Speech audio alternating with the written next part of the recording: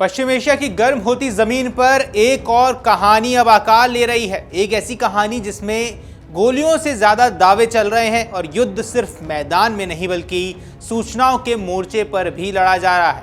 Iran और United states के बीच बढ़ता तनाव अब उस मोड़ पर है जहां हर बयान, हर तस्वीर, हर दावा अपने आप में एक रणनीति बन चुका है। इसी तनाव के बीच ईरान ने एक बड़ा दावा किया है। ईरान ने कहा है कि उसकी सेना ने एक अमेरिकी F-15E लड़ाकू विमान को मार गिराया। अब यह दावा जितना बड़ा है उतना ही विवादित भी है।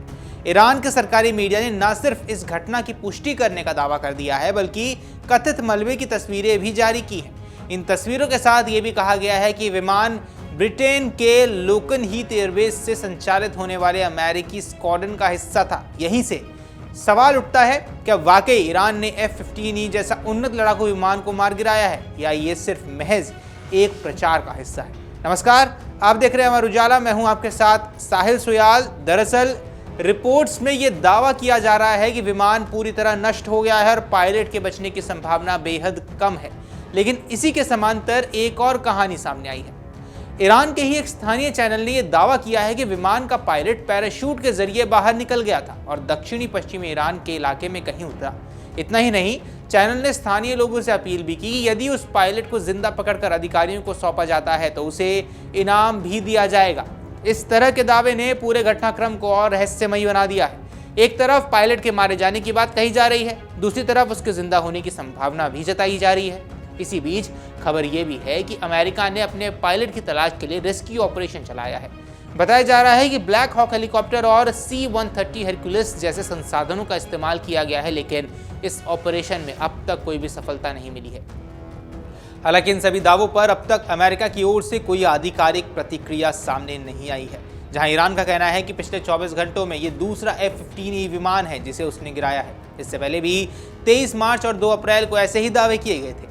हर बार ईरान ये संदेश देने की कोशिश कर रहा है कि अमेरिकी सैन्य ताकत का मुकाबला करने में वो सक्षम है और उसके आधुनिक लड़ाकू विमानों को भी निशाना बना सकता है। लेकिन इन दावों की सच्चाई पर सवाल भी उतनी ही तेजी से उठ रहे हैं। विशेषज्ञों और तकनीकी विश्लेषकों में कई ऐसी बातें सामने आई हैं जिसमें जो इन दावों को संदिग्ध बनाते हैं। जारी की गई तस्वीरों में F-15E विमान की पहचान से जुड़े जरूरी फीचर स्पष्ट रूप से नजर नहीं आते। आमतौर पर अमेरिकी वायुसेना के विमानों पर जो निशान होते हैं जैसे USAF स्टार या टेल कोड, वो भी इन तस्वीरों में नजर नहीं आ रहे हैं। इतना ही नहीं, जो मलबा दिखाया जा रहा है उसका डिजाइन भी F-15E के वास्तविक स्ट्रक्चर से मेल नहीं खाता है।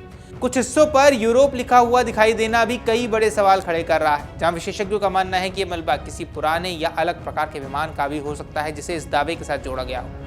F-15E जैसे आधुनिक लड़ाकू विमान में खास तरह की कोटिंग और मटेरियल का इस्तेमाल होता है जो इसे रेडार से बचने में मदद करता है, लेकिन जारी तस्वीरों में ऐसे किसी भी विशेष गुण के संकेत नहीं मिलते हैं। सबसे महत्वपूर्ण बात कि इस पूरे मामले की पुष्टि किसी भी स्वतंत्र या अंतर्राष्ट्रीय स्तर पर विश्वसनीय स्रोत ने अब तक नहीं की है। अब अगर हम पीछे मुड़कर देखें तो ये पहली बार नहीं है जब ऐसे दावे सामने आए हों। 23 मार्च को जब इसी तरह का दावा किया गया तो अमेरिका ने साफ कहा था कि उसका एक F-15E विमान मिशन के बाद तकनीकी कारणों से मध्य पूर्व के एक बेस पर सुरक्षित उतर चुका है। इसी तरह 2 अप्रैल के दावे को भी अमेरिका ने खारिज किया। इन घटनाओं के बाद एक बात साफ हो जाती है कि ये टकराव सिर्फ हथियारों का नहीं बल्कि सूचनाओं का भी है।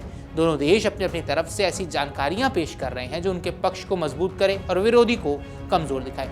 इसे ही आधुनिक दौर का इंफॉर्मेशन वॉरफेयर कहा जाता है, जहां सच्चाई और रणनीति के बीच की रेखा धुंधली होती है। लेकिन इन सब के बीच असली चिंता का विषय ये है कि क्या यह टकराव लगातार बढ़ता जा रहा है। फरवरी से शुरू हुआ यह तनाव अब एक खतरनाक दिशा में बढ़ चुका है, जहां हर नया दावा, हर जवाबी बयान स्थिति को और ज्यादा जटिल बना देता है।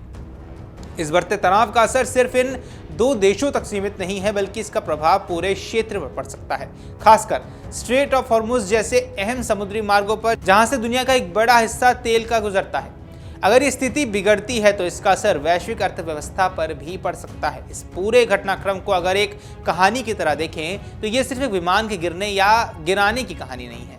ये उस बड़े खेल का हिस्सा है जहां ताकत, रणनीति, प्रचार और मनोवैज्ञानिक दबाव सब एक साथ मिलकर काम कर रहे हैं। फिलहाल सच्चाई क्या कुछ है ये स्पष्ट नहीं है, लेकिन इतना जरूर है कि इस तरह के दावे और उनके आसपास का भ्रम एक ऐसे माहौल को जरूर जन्म दे रहा है जहां हर खबर को समझने के लिए सिर्फ सुनना नहीं बल्कि परखना भी बेहद जरूरी हो गया है।